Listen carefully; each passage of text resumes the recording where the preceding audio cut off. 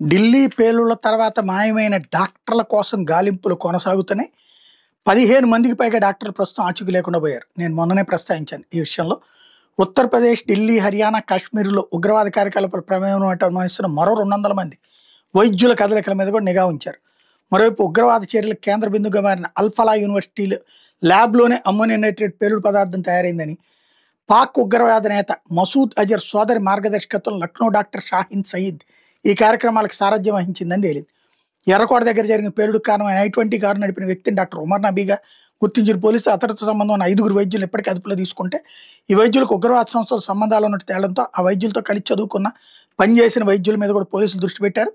ఇందులో భాగంగా జమ్మూ కాశ్మీర్లోని అనంతనాగ్లో ఉన్న ప్రభుత్వ వైద్య కళాశాలకు చెందిన ప్రియాంక శర్మ అనే డాక్టర్ని పోలీసులు అరెస్ట్ చేశారు.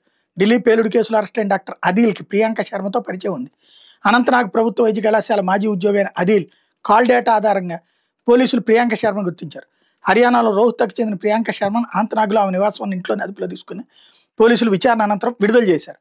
ఎర్రకోట దగ్గర పోలీసుకు గురైనటువంటి I-20 కారు నడిపిన డాక్టర్ ఉమర్ నబీ సహచరుడు అమీర్ రషీద్ అలీ అనే వ్యక్తిని NIA ఆదివారం అరెస్ట్ చేసింది. పేలుడుకు గురైన I-20 కారుని రషీద్ అలీ పేరు మీద రిజిస్ట్రేషన్ జరిగిందని అధికారులు తెలిపారు.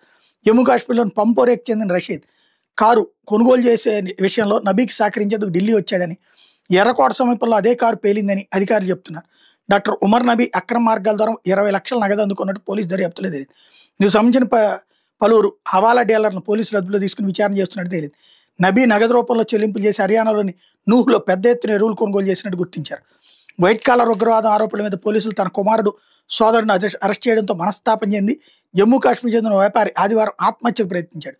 కాశ్మీర్లోని అనంతనాగ్ జిల్లాకు చెందిన బిలాల్ అహ్మద్ వాని 50 ఏళ్లు వ్యాపారి శరీరం మీద పెట్రోల్ పోసుకుని నిప్పండించుకున్నాడు. తీవ్రమైన కాలిన గాయాలతో ఆసుపత్రి పాలైన బిలాల్ పరిస్థితి ప్రస్తుతం నిలకడగా ఉంది.